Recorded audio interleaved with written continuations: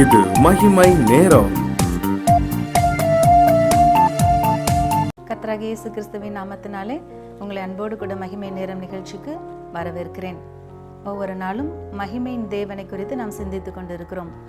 நம்முடைய மகிமையின் தேவன் எப்படிப்பட்ட மகிமையான காரியங்களை ஒவ்வொருவருடைய வாழ்க்கையிலும் செய்கிறார் என்று சொல்லி நாம் தியானித்துக் கொண்டு வருகிறோம்.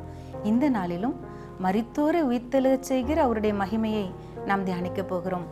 மரித்தோரை உயிர்த்தெழச் செய்கிற அவருடைய மகிமை எவ்வளவு மிகப்பெரிய வல்லமை தெரியுமா? அவர் பிதாவின் மகிமையினாலே கிறிஸ்துவை மரித்தோரிலிருந்து உயிர்த்தெழ பண்ணின வல்லமை என்று சொல்லி அவருடைய வல்லமையை குறித்து நாம் அறிகிறோம். கிறிஸ்து மரணத்திலிருந்து எழுப்பப்பட்ட அதே மகிமையை, அதே வல்லமையை எந்த காரியத்திலே நம் மரணம் என்பது ஒரு முடிவு என்று சொல்லி நாம் அறிகிறோம். அந்த முடிவிலிருந்து ஒரு ஜீவனை உருவாக்க, அதிலிருந்து ஒரு புதிய தொடக்கத்தை உருவாக்க தேவன் வல்லவராய் இருக்கிறார். மரணம் என்பது ஒரு முடிவு. ஆனால் நம்முடைய வாழ்க்கையில அநேக காரியங்கள் ஒரு முடிவுக்கு நேராய் சென்று விட்டது, முடிந்து விட்டது அப்படி என்கிற சூழ்நிலையிலே, அப்படி சொல்லப்படுகிற ஒரு நிலைமையிலேயே கர்த்தர் அந்த முடிவிலிருந்து ஒரு புதிய துவக்கத்தை உண்டு பண்ண வல்லவராய் இருக்கிறார். எப்படி கிறிஸ்துவின் மரணம் மீண்டுமாக உயிர்த்தெழுதலை கொண்டு வந்து இன்றைக்கு வரைக்கும் நித்திய ஜீவனை கொண்டு வந்து விட்டதோ, அழியாத வாழ்வை கொண்டு வந்து விட்டதோ, அது பிதாவின் மகிமையினால எப்படி கிறிஸ்து உயிரோடு எழுப்பப்பட்டாரோ அதே மகிமை இன்றைக்கு மரித்து போன நிலைமையில் இருக்கிற காரியங்களிலும் சரி, மரித்து போன வாழ்க்கையிலும் சரி, நோயினால் மரித்து போன சூழ்நிலையிலும் சரி, மகிமை வெளிப்பட ஆயத்தமா இருக்கிறது. எத்தனை பேர் இந்த மகிமையை சுதந்திரித்துக் கொள்ள ஆயத்தமா இருக்கிறீர்கள்? இதை சற்று கவனமாக கேளுங்கள். நம் எல்லாரும் அறிந்த ஒரு நல்ல சம்பவம், லாசருவனுடைய சம்பவம். அந்த லாசரு தேவனுக்கு சிநேகிதன் என்று எண்ணப்படுகிறார். இயேசு சிநேகிக்கிற லாசரு என்று சொல்லி யோவான் 11வது அதிகாரத்திலே எழுதப்பட்டிருக்கிறது. அவருக்கு ஒரு செய்தி அனுப்பப்படுகிறது, நீர் சிநேகிக்கிற லாசரு வியாதியா இருக்கிறான் என்று சொல்லி. அப்படியானால் இயேசு என்ன செய்திருக்க வேண்டும்? உடனடியாக தன் சிநேகிதனை பார்க்க புறப்பட்டு வந்திருக்க வேண்டாமா? ஆனால் அவர் சொல்லுகிறார், அவர் இருந்த இடத்திலே இன்னும் 2 நாள் தங்கினார் என்று சொல்லி வசனத்திலே எழுதப்பட்டிருக்கிறது. மகிமையின் தேவன் வெளிப்படக்கூடிய கால சூழ்நிலை, அது நம்மால் கிரகித்து கொள்ள முடியாத அளவுக்கு, நம்மால் புரிந்து கொள்ள முடியாத அளவுக்கு மகிமையை வெளிப்படுத்துகிற தேவன். ஒருவேளை லாசரு சுகமில்லாமல் இருக்கும் பொழுதே கர்த்தர் வந்து சுகமாக்கி தன்னுடைய மகிமையை வெளிப்படுத்தியிருக்க முடியும். ஆனால் மரணத்திலிருந்து ஜீவன் கொடுக்கிற அவருடைய மகிமையை வெளிப்படுத்தும் விதமாக அதை தான் சிநேகிக்கிற லாசருவினிடத்திலே நிறைவேற்றுகிறார். இன்னைக்கு எத்தனை பேருடைய வாழ்க்கையிலே மரணத்திற்கு ஏதுவான சூழ்நிலையிலே அல்லது மரித்து போன முடிந்து போன சூழ்நிலையிலே கலங்கி கொண்டிருக்கிறீர்களோ? நீங்கள் இயேசுவுக்கு மிகவும் பிரியமானவர்கள், நீங்கள் இயேசுவுக்கு மிகவும் விரும்பப்படத்தக்கவர்கள். உங்களிடத்திலே மரித்தோரை உயிர்ப்பிக்கிற வல்லமையை வெளிப்படத்தக்கதாக இழந்து போனதை முடிவாயிற்று, இனி ஆரம்பிக்க முடியாது என்று சொல்லப்படுகிற ஒரு சூழ்நிலையிலே கர்த்தருடைய மகிமை வெளிப்படும் பொருட்டாக அவர் உங்களை செலக்ட் பண்ணி வைத்திருக்கார். நீங்கள் அப்படி தெரிந்தெடுக்கப்பட்டவர்கள், அதற்கென்று நீங்கள் தெரிந்தெடுக்கப்பட்டவர்கள். ஒருவேளை நாம் நினைக்கலாம், லாசருவை இவர் சிநேகித்திருந்தால் உடனே வந்திருக்கலாமே என்று சொல்லி. ஆனால் 2 நாட்கள் ஆயிற்று, அவர் தாமதித்தார். லாசரு மரித்து போனான். இப்பொழுது கல்லறையில் வைத்தாயிற்று. கல்லறையில வைத்து மூடின பிறகு இனி ஒரு காரியத்திற்கு சான்ஸே இல்லை, வெளியே வருவதற்கோ உயிர் வருவதற்கோ சான்ஸே இல்லை. உள்ள வச்சாச்சு, சரி 3 நாள் ஆயிற்று, இனிமேல் அதற்கு துளியேனும் வாய்ப்பு இல்லைங்கிற சூழ்நிலையில கர்த்தர் இயேசு அந்த கல்லறையண்டை வருகிறார். அவர் சொல்லுகிறார், மார்த்தாள் மரியாள் அவர்களுடைய கூட இருக்கிறவர்களை பார்த்து, அந்த கூட இருக்கிறவர்களோட கூட அவரும் அந்த துக்கத்திலே பங்கெடுக்கிறவராய் இருக்கிறார். மார்த்தாளை பார்த்து சொல்லுகிறார், நீ விசுவாசித்தால் தேவனுடைய மகிமையை காண்பாய். என்ன விசுவாசம்? என் தேவன் மரித்தோரை உயிரடைய பண்ணுகிறவர் என்கிற அவருடைய மகிமையின் மேல் விசுவாசம். நீ தேவனுடைய மகிமையை காண்பாய் என்று சொல்லி இயேசு மார்த்தாளோடு பேசுகிறார். அவள் தன்னுடைய காரியத்தை வெளிப்படுத்துகிறார். ஆண்டவரே, 3 நாள் ஆயிற்றே மரித்து, லாசரு கல்லறையில் வைக்கப்பட்டு இப்பொழுது 4 நாள் ஆயிற்றே, 4 நாள் ஆயிற்றே நாருமே என்று சொல்லி அவள் தன்னுடைய காரியத்தை வெளிப்படுத்துகிறாள். ஆனால் நாரிப்போன அந்த சூழ்நிலையிலும், 4வது நாள் ஆகி போன சூழ்நிலையிலும் அங்கே தேவ மகிமை பலமாய் வெளிப்படுகிறதை நாம் பார்க்க முடியும். ஆண்டவர் இயேசு கல்லறையண்டை செல்லுகிறார். லாசருவே வெளியே வா என்று சொல்லி உரத்த சத்தத்தோடு கூப்பிடுகிறார். அவன் பிரேத சீலைகள் சுற்றப்பட்டவனாக, தலையிலும் அந்த பிரேத சீலை சுற்றி இருந்தது என்று சொல்லப்பட்டிருக்கிறது. கைகள் கால்கள் எல்லாம் பிரேத சீலையினால் சுற்றி கட்டப்பட்டவனாக அந்த கல்லறைக்குள்ளிருந்து வெளியே வருகிறான். அவனை கட்டவிழ்த்து விடுங்கள் என்று சொல்லுகிறார். இந்த காரியம் எதை காட்டுகிறது? தேவ மகிமை, மரித்தோரை உயிர்த்தெழச் செய்கிற வல்லமை. ஹல்லேலூயா.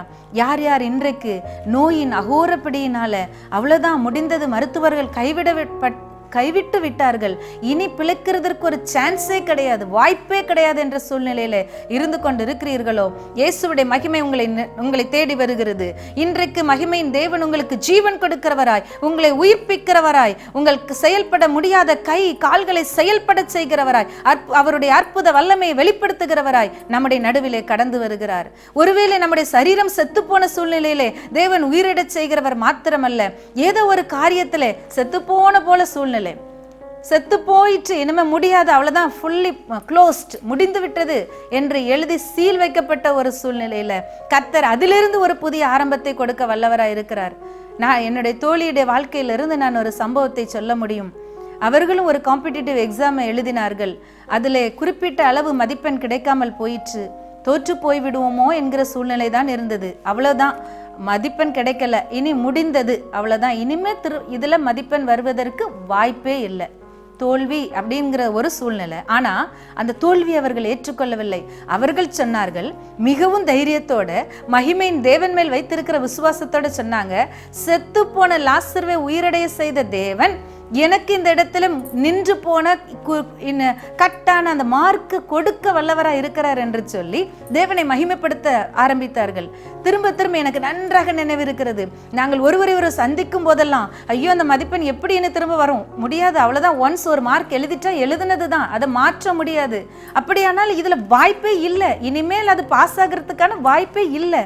அப்படிப்பட்ட சூழ்நிலையில அவங்க திரும்ப திரும்ப சொல்லுவாங்க, லாசருவை மரித்து போனவனை 4 நாள் கழித்து நாரி போனவனை உயிரோடு எழுப்பின தேவன், மகிமையை வெளிப்படுத்தின தேவன் என் வாழ்க்கையிலும் அதே மகிமையை வெளிப்படுத்துவார், என் வாழ்க்கையிலும் அதே மகிமையை வெளிப்படுத்துவார் என்று சொல்லி ஆண்டவரை பற்றி கொண்டார்கள். அந்த மகிமை உண்மையிலேயே அவர்களுடைய வாழ்க்கையை சந்தித்தது. மகிமையின் தேவன் அவர்களை சந்தித்தார். அரசாங்கத்தின் மூலமாக அடுத்ததாக ஒரு உத்தரவு வந்தது, ரிலாக்ஸேஷன்ல இன்னும் குறைந்தபட்ச மதிப்பெண்களையே இந்த பரீட்சையில பாஸ் என்று சொல்லி ஒரு ரிசல்ட் வெளிவரும்படியாய் கர்த்தர் மகிமையான காரியத்தை செய்தார். ஹல்லேலூயா.